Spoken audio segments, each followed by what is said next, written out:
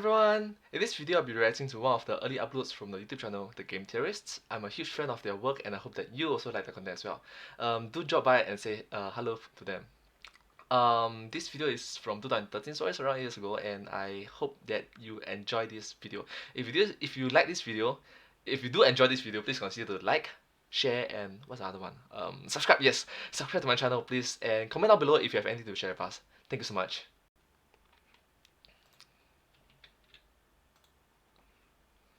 Critics loved it in the 90s, designers adore it today. It crystallized the concepts and set the standard of an entire genre, all in one breath. There's much that can be, and has been said about it. Its aesthetic, its music, its puzzles, its tone. Everything pieces together to create this downright delectable atmosphere. Its isolating, lonely, desolate atmosphere. You feel absolutely abandoned and entirely unaided on your journey, forced to figure things out and fend for yourself. But are you?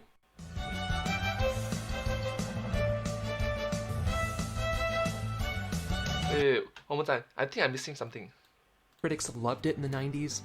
I didn't miss anything.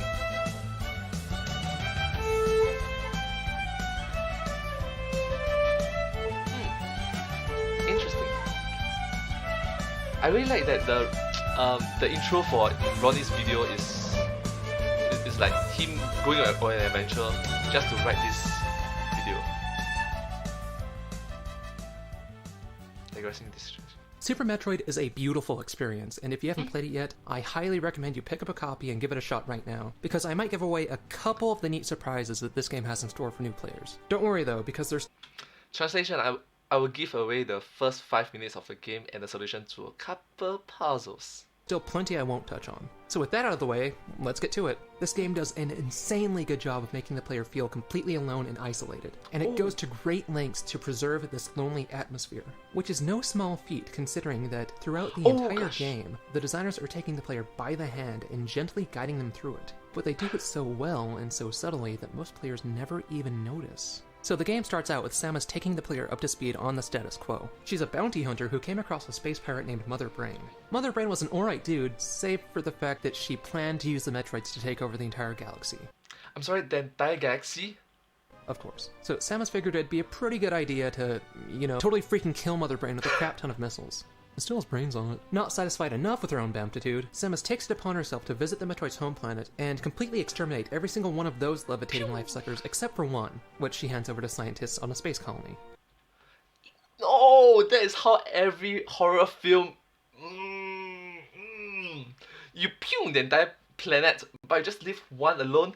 Why? Because not only is she a bangin' bounty hunter, but she's a philanthropist to boot. So after saving the entire galaxy or some such, she's on her way out the door when suddenly that same space colony sends a distress signal her way. She throws her spaceship in reverse and decides to check it out. And this is where the genius begins. It throws the player in a vertical shaft where they have no idea what to expect as they descend. This means that players are likely going to take things a little slow and not just jump in and hope for the best. The slow and careful pace gives the player time to get their bearings, which means that they'll notice this mini-map in the upper right-hand corner as it begins to fill itself out as they make their descent. After reaching the bottom, the player goes right, and as they do so, they have to jump over these tiny steps that the designers have placed in their way. These steps are here to help the player get familiar with the jump physics, which feel a little odd before you get used to them. At this point, the player is probably feeling a little cozy as they haven't seen an enemy yet, and they've just been having fun front-flipping around everywhere. So, Look at me jump. the designers throw a curveball and have the player discover a bunch of dead bodies covered in blood. Bodies that were alive and silencing just fine not 5 minutes earlier during the opening. So things just got real. It looks like that little Metroid might have escaped and violently murdered all those researchers. No pressure. You go through another corridor and... It's the Metroid. Shoot it. Huh? What is that? Shoot it. I'm glad that's over. Self-destruct? You gotta be kidding me! And so the first enemy is a boss fight, followed by an intense escape scene. Even Mario has to start out with a tiny Goomba. This game does not mess around. Not only does this establish a boatload of tension, but it also teaches the player a bunch of lessons. 1. Never get too cozy. We will throw a boss at you 3 minutes into the game. Bug life, get on our level. 2. You can fire in 8 directions. During the opening, the game clearly shows Samus pointing her gun diagonally. So after seeing this, the player might instinctually do the same when this boss first takes flight. This boss, his name is Ridley by the way, say hi. His attacks are specifically designed to teach the player how to effectively control Samus during a fight. How to dodge, how to shoot, how to dodge and shoot. And this ties into the third lesson. 3. How to platform. How to touch, how to shoot, how to touch and shoot. Pew!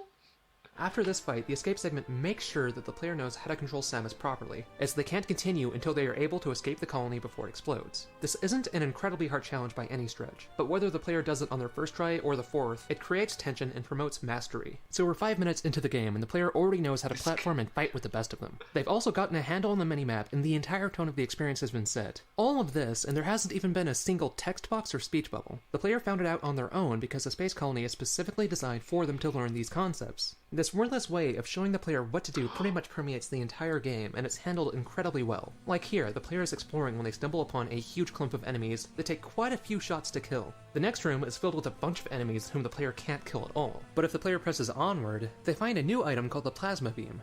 Now they could just bog the experience down by telling the player verbatim what the plasma beam does, but that's not how Samus rolls. Literally, that's how Samus rolls. Because Samus can put in the ball and roll. They instead have the player learn by doing.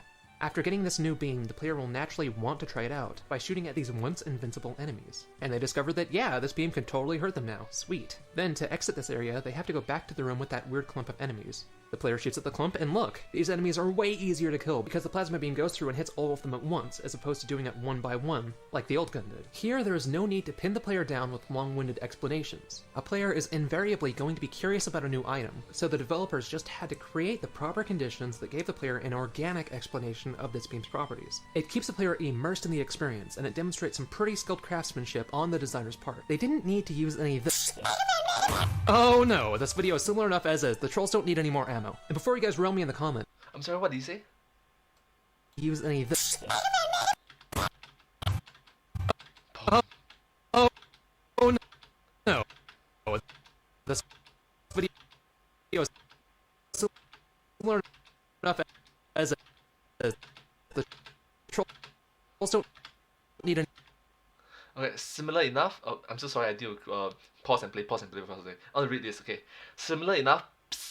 I forgot this word. Is magnitudes more entertaining than this track? More ammo. And before you guys rail me in the comments, I am aware that there are these small text boxes that pop up whenever Samus gets a new item, but this just tells the player which buttons to push in order to select the item, as opposed to telling the player every enemy this item affects and every circumstance this item can be used. These wordless tutorials would be absolutely useless if a player had no clue how to use the item in the first place. This game's heavy show-don't-tell mentality also helps to cement different things within the mind of the player. Take this for example. While players are exploring, they might come across this room. What is that? I haven't seen anything like it. Judging by the map, it looks like it's an entrance, but what the Franz Joseph Haydn is that? Why can't I jump that high? I want to know what's in there. I want to be in you. After trying and failing to jump up there, the player leaves. I'm sorry, what did you say again? Like it's an entrance, but what the Franz Joseph Haydn is that? Why can't I jump that high? I want to know what's in there. I want to be in you. Shouting phrases like that into a microphone at 3 AM is an amazing way to get rid of unwanted neighbors. After trying, it's also a great way to potentially get arrested. And failing to jump up there, the player leaves this room behind and goes about their business. After a while, they stumble into this room, which, oh no, they can't get out. No worries though, because this ball contains the high jump boots. Now they can jump more than high enough to make their escape. Which begs the question, were there any other areas I've seen that were too high? Oh, this guy, I'm totally going to find out what's in you. So, sure enough, they go back to the room and find that these new boots can jump high enough. And the peasants rejoice. It seems like a very simple and straightforward scenario, but that's the genius of it. The designers cemented this door in the player's mind without using any text or dialogue. They made the door look bizarre and odd, which instilled the player with a sense of curiosity. And when the player just could not manage to reach it, they had to leave with a nagging feeling of dissatisfaction. Then, later on, when the player finds the boots, the developers used the level design itself as a reminder. Hey, remember the other time when you couldn't jump high enough? They were able to tease, remind, and pay the player off without using a single line of text on screen. It's amazing, and most players don't even think about it because it's done with such subtlety. The designers were able to gently nudge the player while still leaving more than enough room to let them feel empowered. This is game design, and it's an incredibly hard balance to achieve. If the designers stopped right here, the game would be good. But they didn't. They went further and made this game great. Say you're at the end of the game, you have hundreds of missiles, every health upgrade, and you just beat the boss. The credits roll and 75% completion? What? Not only is this game great on a first playthrough, but it's also just as good on subsequent playthroughs because it challenges and rewards the player for beating it faster and finding more items. Whether you're just a casual, a completionist, or a speedrunner, this game has goodies for players of all sorts. For example, aside from all the hidden power-ups, of which there are many, there are also a few secret skills that the designers put in this game. You don't have to know about any of them in order to beat the game. However, if you do find out about them, they can make subsequent playthroughs incredibly fun, because you can use them to access certain areas and items sooner than you ordinarily could. This opens up new layers of experimentation and exploration and keeps the game fresh for veteran players. Say it's my second playthrough and I come across this room again. Now I'm a seasoned Metroid vet, and I know how to bomb hop like a pro. Boom, I could have gotten up here without the boots all along and I didn't even know it. How awesome is that? Most games would catch this sort of thing during playtesting and do something to discourage it, like throw an invisible wall in. But the designers realized that experimentation and exploration are the lifeblood of this game. So they said, oh hey, cool, let's just design around it. So they went ahead and purposefully designed areas and items that can be reached several different ways, with some ways being much more obvious than others. In design, this is called perceptible and hidden affordance. So That's clever. Perceptible affordance and hidden affordance. That's clever. first-time players might do the obvious or perceptible thing, while veteran players might have fun and try to do the less obvious or hidden thing. This makes things easy and accessible for new players, but still leaves Admittedly, there is a vast oversimplification of the concept of affordance, so I highly recommend you Google it if you have time. Alright, I will. Thank you so much, Ronnie. Let's continue. possibilities and discoveries open for vets. And no, none of this is by accident. If you read any of the staff interviews or even play the game, it's pretty obvious that these guys knew exactly what they were doing, and they went to great lengths to do it. During the last few months of development, the team of 15 people who worked on this game had to slave away around the clock to get it out on time. Often they chose not to go home at all and instead opted to just sleep at the office. No joke, these guys are like Swindon, they're finishers. Seriously though, I've only just scraped the surface of the layers upon layers of genius that this game has to offer. This game finds ways to communicate ideas and teach the player how to play through the level design itself, while also leaving room for older players to experiment. It's just a fascinating study in game design and perhaps one of the most analyzed and beloved games from the 16-bit era. If you've never played it, you owe it to yourself to pick it up and try it out, because for a sci-fi game, there's definitely a lot of magic happening here. Hey guys, Ronnie Edwards here. Your intro made me want to die. My buddies Matt, Pat, and Gerard the Completionist just made an Ultra Epic Omega Crossover Video. that you can watch over here. Yeah, I already saw it. It was way better than this crap. Oh, ouch.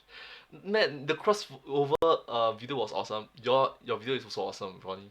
I was just playing Metal Gear Solid 4. You sound like Otacon. Come on. Metal Gear Solid 4? I love that movie! Dude, that joke was old like 4 years ago.